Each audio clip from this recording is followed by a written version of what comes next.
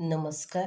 माझे नाव सौ अनुज्ञा अनिल जोशी. ओम श्री परमात्मने नमः. श्रीमद्भगवद्गीता अथ तृतीयोऽध्यायः. अर्जुन उवाच ज्यायसि चेत् कर्मणस्ते मता बुद्धिर्जनार्दन तत्किं कर्मणि घोरे मां नियोजयसि केशव. हे जनार्दना, जर निष्काम कर्मयोगापेक्षा आपल्याला ज्ञानयोग श्रेष्ठ वाटतो, तर मग हे केशवा, मला तुम्ही भयंकर कर्मयोग का करावयाला लावत आहात? व्यामिश्रेणेव वाक्येन बुद्धिं मोहयसीव मे तदेकं वद निश्चित्य येन श्रेयोहमाप्नुयाम्. आपण या मिश्रित अशा भाषणाने माझ्या बुद्धीला मोहित करत आहात.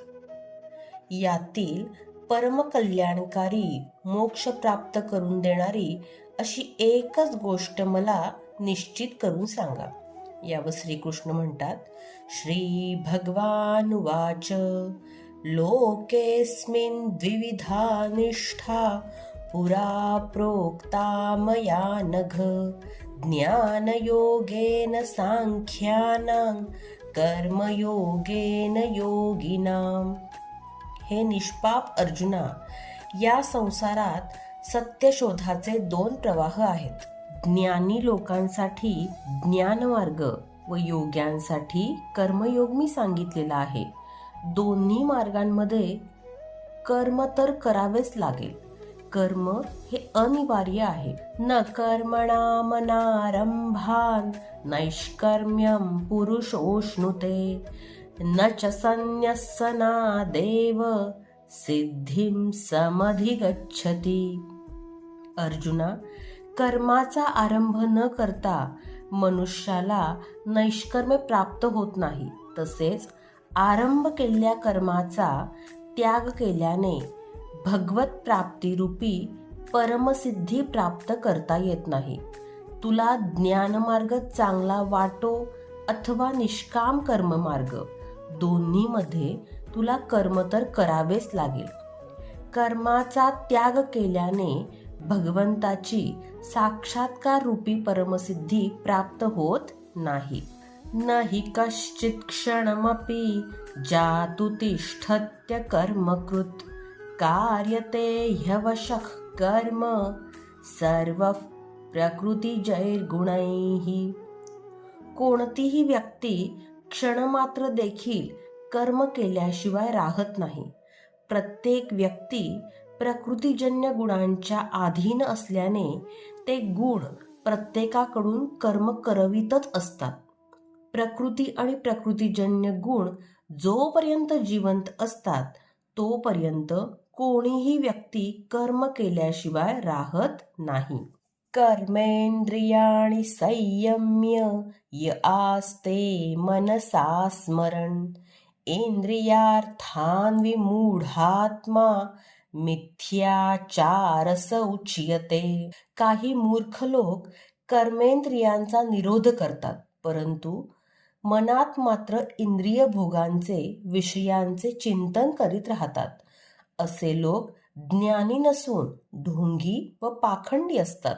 यस्त्विंद्रियाणि मनसा नियम्यारभतेर्जुन कर्मेंद्रियः कर्मयोग मसक्तस्स विशिष्यते. परंतु हे अर्जुना, जो पुरुष मनाने इंद्रियांना वश करून, इंद्रियांचे नियमन करून, मनात वासनांचे स्फुरण होऊ न देता कर्मेंद्रियांनी कर्मयोगाचे आचरण करतो, तो पुरुष श्रेष्ठ होय.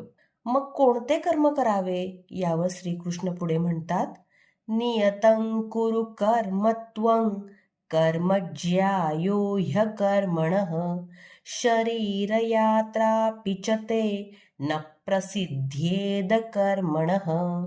अर्जुना, तू नियत कर्म कर. कर्म न करण्यापेक्षा कर्म करणे कधीही चांगले. कारण कर्म करीत थोडेसे अंतर जरी कापले तरी मनुष्याला मुक्ती मिळते. कर्म न केल्याने तुझी शरीरयात्रा सिद्ध होऊ शकणार नाही. निर्धारित कर्म काय आहे यावर श्रीकृष्ण सांगतात, यज्ञार्थात कर्मणोऽन्यत्र लोकोऽयं कर्म बंधनः तदर्थं कर्म कौन्तेय मुक्तसंगः समाचर.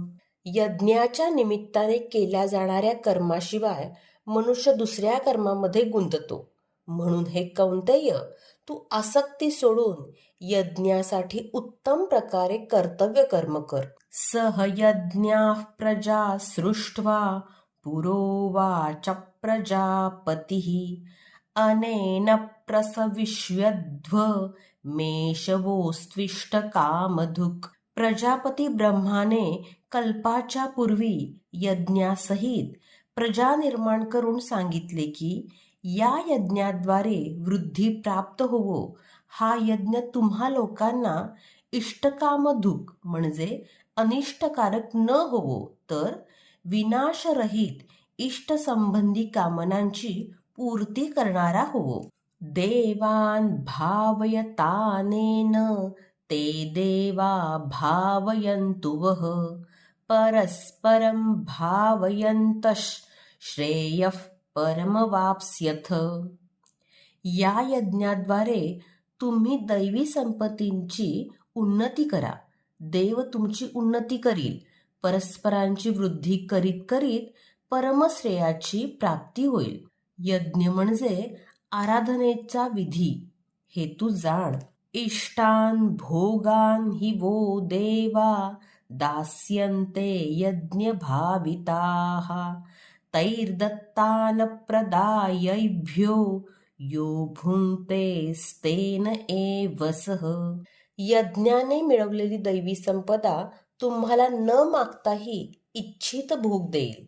याउलट दैवी गुणांची वृद्धी न करता जो या स्थितीचा भोग घेतो तो निश्चितच स्तेन एव म्हणजे चोरच आहे. यज्ञशिष्टाशिनः संतो मुच्यन्ते सर्वकिल्बिषैः भुञ्जते ते त्वघं पापा ये पचन्त्यात्मकारणात.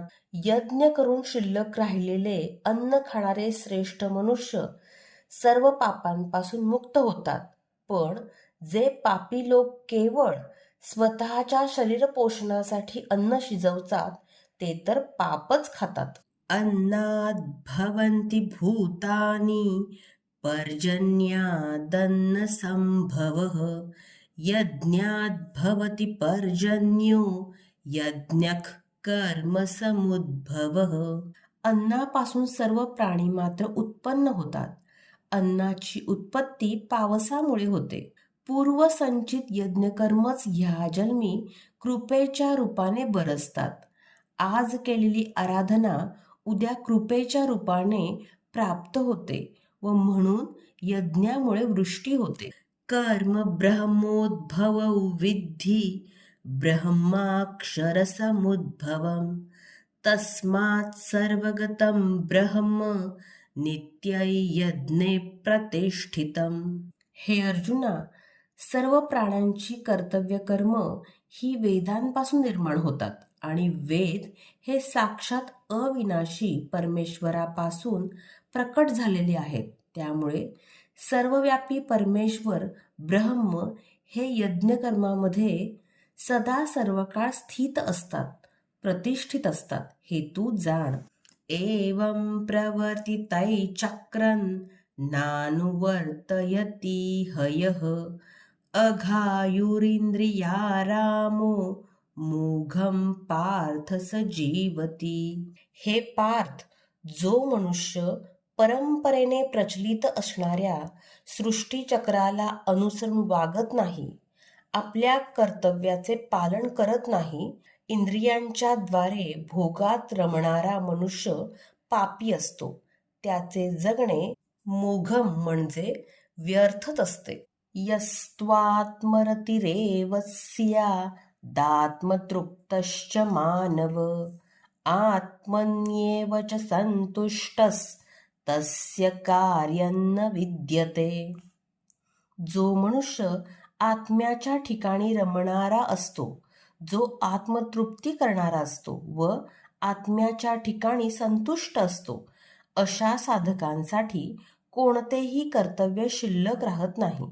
नैव तस्य कृतेनार्थो नाकृतेनेह कश्चन न चास्य सर्वभूतेषु कश्चिदर्थव्यपाश्रयः. या संसारात त्या पुरुषाला कर्म केल्याने काही लाभ होत नाही आणि करायचे सोडून दिल्याने त्याचे काही नुकसानही होत नाही. सर्व प्राण्यांचे ठिकाणी त्याचा कोणताही स्वार्थाचा संबंध राहत नाही. तस्मादसक्तः सततं कार्यं कर्म समाचर असक्तो ह्याचरन् कर्म परमाप्नोति पुरुषः. तेव्हा ही स्थिती प्राप्त करण्यासाठी तू अनासक्त होऊन कर्तव्य कर्म चांगल्या प्रकारे कर, कारण अनासक्त होऊन कर्माचे आचरण करणारा मनुष्य मोक्षपद मिळवतो, परमात्म्याला प्राप्त करतो. कर्माची प्रेरणा देताना श्रीकृष्ण म्हणतात, कर्म नैव हि संसिद्धी मा स्थिता जनकादयः लोकसंग्रहमेवापि संपश्यन् कर्तुमर्हसि. जन्मदात्याला जनक म्हणतात. योग हाच जनक होय, कारण तो आपल्या स्वरूपाला जन्म देतो, प्रकट करतो. कर्माद्वारेच परमसिद्धी प्राप्त होते. परमसिद्धी प्राप्तीनंतर लोकहितासाठी ते कर्म करीत राहतात. तेव्हा तू देखील परमात्म्याच्या प्राप्तीसाठी व परमात्म्याच्या प्राप्तीनंतर लोकनायक होण्यासाठी कर्म करण्यास योग्य आहे. यद्यदाचरति श्रेष्ठ तत्तदेवेतरो जनः स यत्प्रमाणं कुरुते लोकस्तदनुवर्तते. श्रेष्ठ पुरुष जसे आचरण करतो, अन्य पुरुष देखील त्याचप्रमाणे आचरण करतात. तो महापुरुष जे काही प्रमाण मांडतो, समाज देखील त्याला अनुसरून वागतो. न मे पार्थासि कर्तव्यं त्रिषु लोकेषु किंचन नानवाप्तमवाप्तव्यं वर्त एव च कर्मणि. भगवान श्रीकृष्ण म्हणतात, हे पार्थ, या तिन्ही लोकात मला कोणतेही कर्तव्य नाही, तसेच मला प्राप्त झाली नाही अशी किंचित देखील वस्तू शेष राहिली नाही, तरी देखील मी कर्माचे उत्तम प्रकारे आचरण करीत असतो. यदिह्यन्न वर्तेयै जातु कर्मण्यतन्द्रितः मम वर्त्मानुवर्तन्ते मनुष्याः पार्थ सर्वशः. कारण जर मी सावध राहून कर्म केले नाही तर अन्य लोक देखील माझ्या आचरणानुसार वागू लागतील. उत्सीदेयुरिमे लोका न कुर्यान् कर्म चेदहं संकरस्य च कर्तास्यामुपहन्यामि माः प्रजाः. जर मी सावध होऊन कर्म केले नाही तर सर्व लोक भ्रष्ट होऊन जातील व मी संकरस्य म्हणजे वर्णसंकर करणारा होईल, तसेच या सर्व प्रजेचे हनन करणारा व मारणारा ठरेन.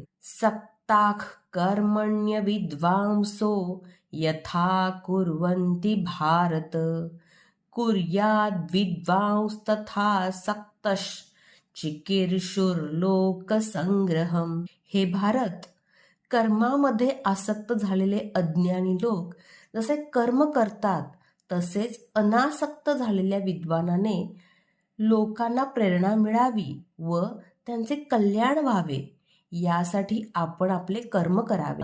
न बुद्धिभेदै जनये दज्ञानां कर्मसंगिनां जोषयेत् सर्वकर्माणि विद्वान् युक्तः समाचरन्. ज्ञानी पुरुषांनी कर्माच्या ठिकाणी आसक्त झालेल्या अज्ञानी लोकांचा बुद्धिभेद करू नये, अर्थात स्वरूपस्थित महापुरुषाने हे लक्षात ठेवावे की त्यांच्या कोणत्याही आचरणाने त्यांच्या अनुयायांच्या मनात कर्माबद्दल अश्रद्धा उत्पन्न होणार नाही. परमात्मतत्वाने युक्त असणाऱ्या महापुरुषाने स्वतः चांगल्या प्रकारे नियतकर्म करावे आणि त्यांच्याकडूनही करवून घ्यावे.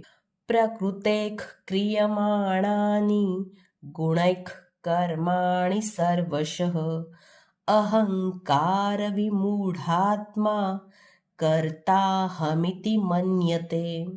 सर्व कर्म प्रकृतीच्या गुणांद्वारे केली जातात, तरीही अहंकारामुळे मोहित झालेला मूर्ख मनुष्य मीच करता आहे असे मानतो. तत्त्ववित्तु महाबाहो गुणकर्म विभागयोः गुणागुणेषु वर्तन्त इति मत्वा न सज्जते. हे महाबाहो अर्जुना, गुण आणि कर्म यांच्या विभागाचे तत्ववित परमतत्व परमात्म्याला जाणणाऱ्या महापुरुषांनी पाहिले. सर्व गुण म्हणजेच इंद्रिय गुणांच्या ठिकाणी प्रवृत्त होतात हे मानून ते गुण आणि कर्म त्यांच्या कर्तेपणात आसक्त होत नाही. प्रकृतेर्गुण सम्मूढास सज्जन्ते गुणकर्मसु तान कृत्स्नविदो मंदान कृत्स्नविन्न विचालयेत. प्रकृतीच्या गुणांनी मोहित झालेल्या पुरुषांची गुणांमुळे उन्नती होते. ते कर्मात आसक्त होतात. परमात्म्याला चांगल्या प्रकारे न जाणणाऱ्या मंदान म्हणजे मंदबुद्धीच्या साधकांना विचलित करू नये. मयि सर्वाणि कर्माणि संन्यस्याध्यात्मचेतसा निराशीर्निर्ममो भूत्वा युध्यस्व विगतज्वरः. यासाठी हे अर्जुना, अध्यात्मचेतसा म्हणजे अंतरात्म्यात चित्ताचा निरोध करून ध्यानस्थ होऊन सर्व कर्म मला अर्पण करून निरीच्छ ममतारहित व संतापरहित होऊन तू युद्ध कर. ये मे मतमिदं नित्य मनुतिष्ठन्ति मानवाः श्रद्धावन्तो न सूयन्तो मुच्यन्ते तेऽपि कर्मभिः. जे लोक दूषित सृष्टीरहित होऊन श्रद्धा व समर्पणासहित युद्ध करावे ह्या माझ्या मताला अनुसरून वागतात, ते पुरुष सर्व कर्मांपासून मुक्त होतात. ये तद्वेतभ्यसूयन्तो नानुतिष्ठन्ति मे मतम् सर्वज्ञानविमूढांस्तान् विद्धि नष्टान चेतसः. परंतु जे मनुष्य माझ्या मतानुसार वागत नाहीत असे मूर्ख लोक कल्याणापासून दूर राहतात, हे तू जाण. सदृशै चेष्टते स्वस्याः प्रकृतेर्ज्ञानवानपि प्रकृतिं यान्ति भूतानि निग्रहः किं करिष्यति. सर्व प्राणी आपल्या प्रकृतीला प्राप्त होतात, आपल्या स्वभावाच्या अधीन होऊन कर्मामध्ये प्रवृत्त होतात. ज्ञानी मनुष्य देखील आपल्या प्रकृतीनुसार कार्य करतो, मग त्यामध्ये हट्टीपणा काय उपयोगाचा. इंद्रियस्येंद्रियस्यार्थे रागद्वेषौ व्यवस्थितौ तयोर्न वशमागच्छेत तौ ह्यस्य परिपंथिनौ. इंद्रिय व इंद्रिय भोगात रागद्वेषाचा वास असतो, या दोघांना वश होता कामा नये. कल्याणकारक मार्गांमध्ये कर्मापासून मुक्त होण्याच्या क्रियेमध्ये राग आणि द्वेष हे कट्टर शत्रू आहेत. श्रेयान् स्वधर्मो विगुणः परधर्मात् स्वनुष्ठितात् स्वधर्मे नियतं श्रेयः परधर्मो भयावहः. प्रत्येक मनुष्याला आपला धर्म अतिउत्तम वाटतो, मग तो गुणरहित असला तरी स्वधर्माचे आचरण करीत मरणे हे त्याला परमकल्याणकारी असते आणि याउलट दुसऱ्याचा धर्म भय निर्माण करणारा वाटतो. अर्जुन उवाच अथ केन प्रयुक्तोऽयं पापैश्चरति पूरुषः अनिच्छनपि वार्ष्णेय बलादिव नियोजितः. हे श्रीकृष्णा, मग इच्छा नसतानाही बळजबरीने करायला लागल्याप्रमाणे हा पुरुष कोणाच्या प्रेरणेने पापाचे आचरण करतो? आपल्या मतानुसार तो का वागत नाही? श्री भगवान उवाच काम एष क्रोध एष रजो गुणसमुद्भवः महाशनो महापाप्मा विद्येनमिह वैरिणम्. इथे भगवान श्रीकृष्ण म्हणतात, रजोगुणापासून उत्पन्न झालेले काम आणि क्रोध हे खूप खादाड, कधीही तृप्त न होणारे पापी आहेत आणि हेच खरे वैरी शत्रू आहेत, हे तू जाण. धूमेनाव्रियते वह्निर् यथा दर्शो मलेन च यथोल्बेनावृतो गर्भस्तथा तेनेदमावृतम्.